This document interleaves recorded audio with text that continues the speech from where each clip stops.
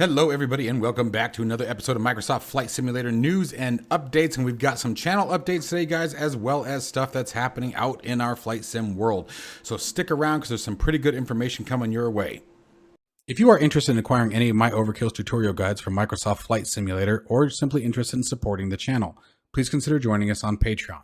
Patreon subscribers level tier 2 and above have access to all of my guides, as well as any future releases that come down the road. Patreon link can be found in the description below.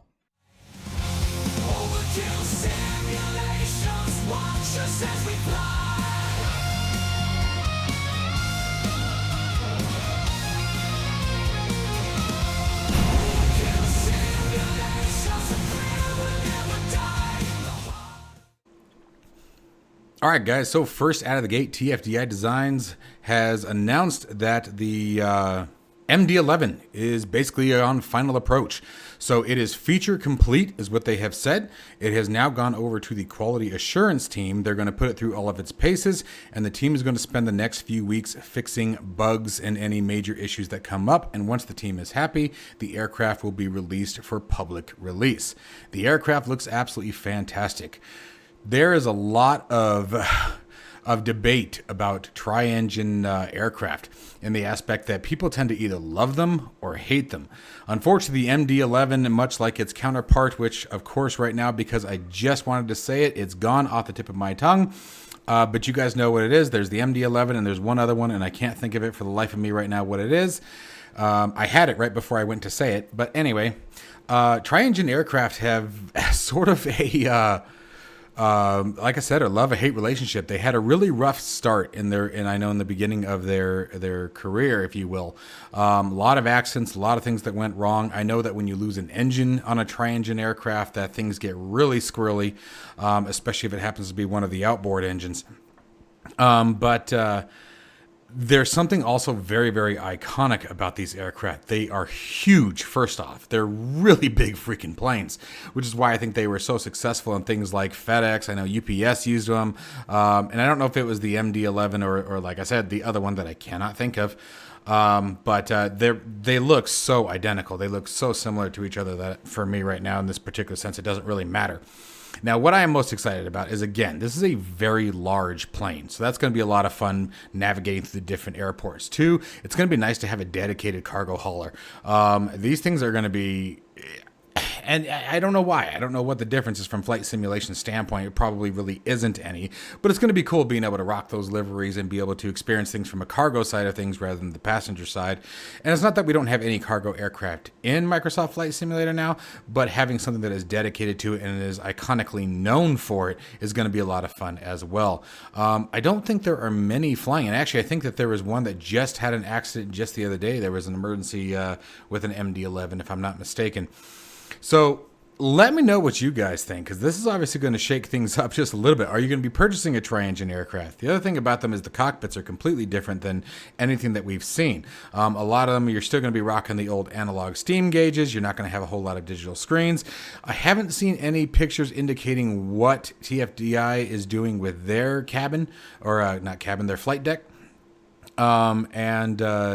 I would imagine that they're going to be going with the steam gauge. I imagine that this is going to be a very analog aircraft, definitely going to be busy in the cockpit. And that's what I like. I think that's why I'm so big on analog, steam gauge, those type of aircraft anyway, is just because you're busier. You're looking at more things. Everything's not in a nice, clean LED, LCD display.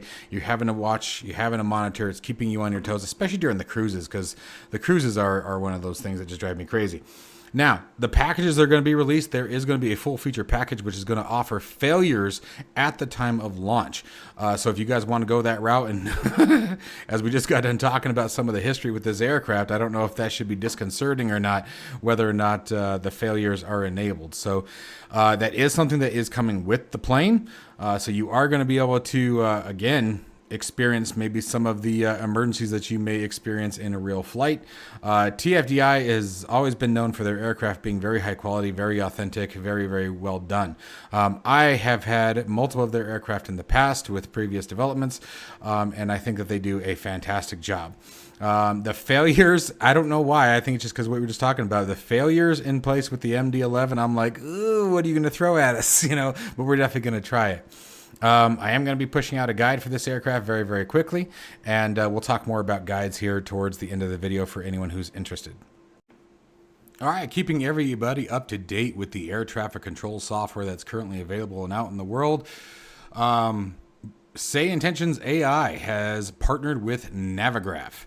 Now, the way I see it, there are pros and cons to this, so let's talk about it. So first off, what is the partnership look like? The idea behind the partnership is to give them access to all of the current Navigraph data, therefore using the Jepsen data to create a much better taxi experience. But there's pros and cons to this, and we're going to talk about those in just a second. So essentially, what SayIntentionsAI is now going to do when you request taxi instructions, going to reference the Navigraph charts or the Navigraph system. Now, caveat there, you do have to have a Navigraph chart subscription in order to use this feature, but you're not completely out of option if that's not available, so stand by on that. But so assuming that you have a Navigraph subscription and you have SayIntentionsAI, you will be able to, and I believe this release is coming this following Monday as of May the 15th, you will now get taxi instructions based on the Navigraph charts and Navigraph data. Now, the pros, obviously, for any airport that's accurately designed around what the Navigraph data charts show, you're going to get very, very authentic, very, very realistic and smooth taxi experience, assuming that traffic is taken into consideration. Now, the problem with that is where we get into third-party sceneries. Third-party sceneries, as we have all probably experienced at one time or another at this point, don't always reflect what the Navigraph or Jepsen's charts do. And that data has to be included, or the texturing has to be included within the scenery as well. So I have seen on multiple occasions where Navigraph charts will show that a certain taxiway exists and it doesn't actually exist in the sim or in the scenery, or maybe that particular scenery is broken and crap. So it really depends on how that is manipulated.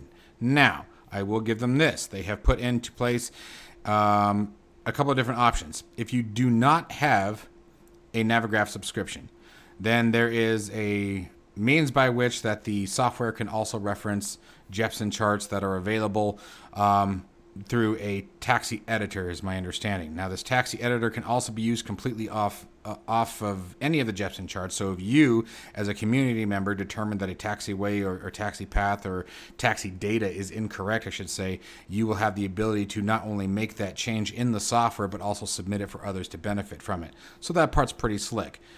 I will say right here where they say we're not afraid of a little competition, but the truth is we don't have any. I completely disagree with that statement, but, that's a little too proud there yet.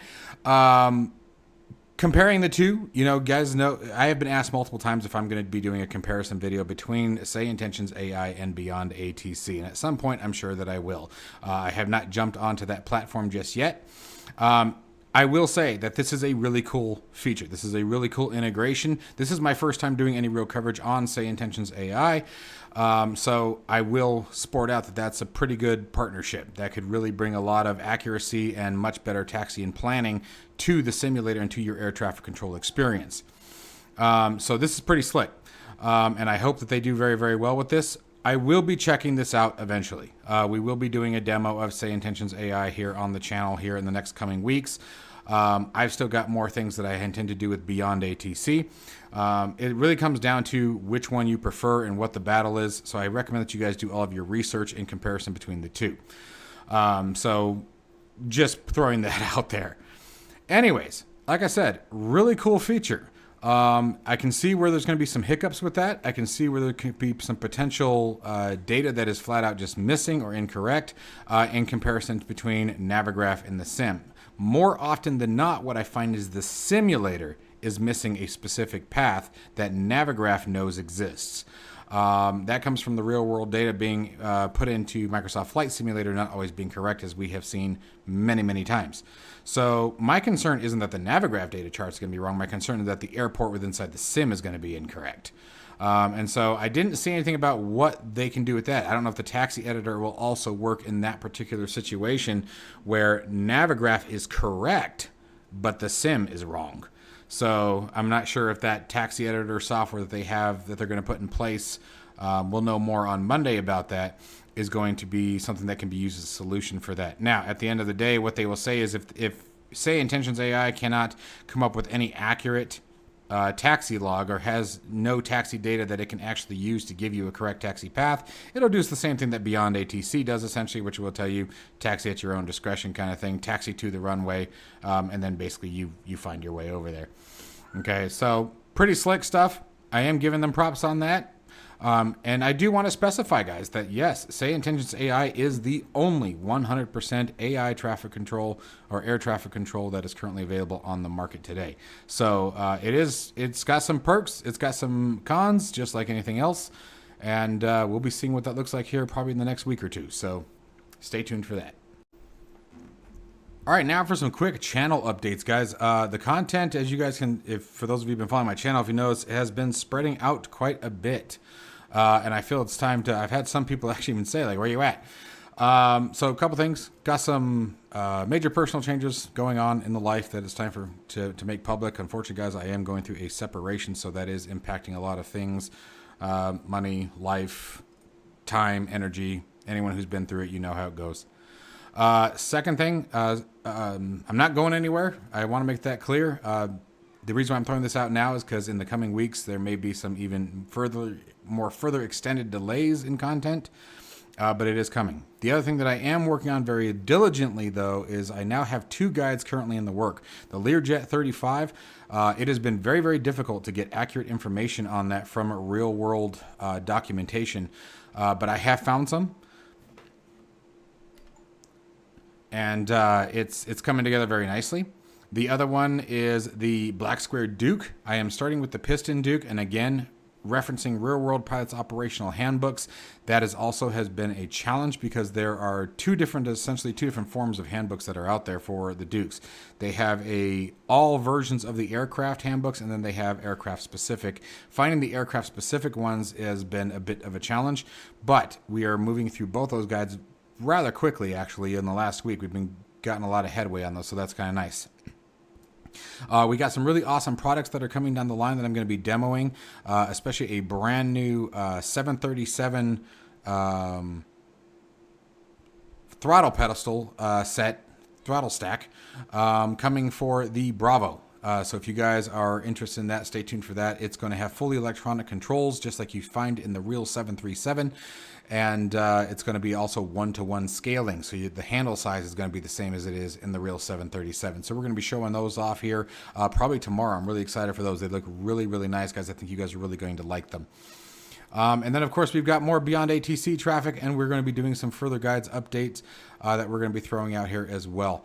Don't forget Flight Sim Expo 2024. I will be there. Tickets are purchased, plane tickets purchased. We are set and ready to roll, you guys.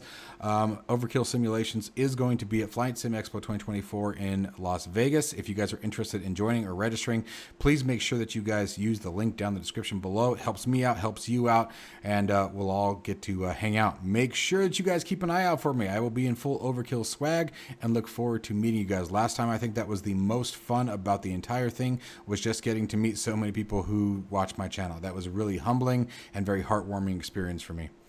As always, folks, I truly hope you guys are all doing very, very well. Thank you guys all for your patience and the love and the support that I continue to get on both the channel and through Patreon. I cannot tell you guys what it means to me. I cannot tell you guys how much it helps. And I cannot tell you guys how much I would not be able to do what I do without all of you guys.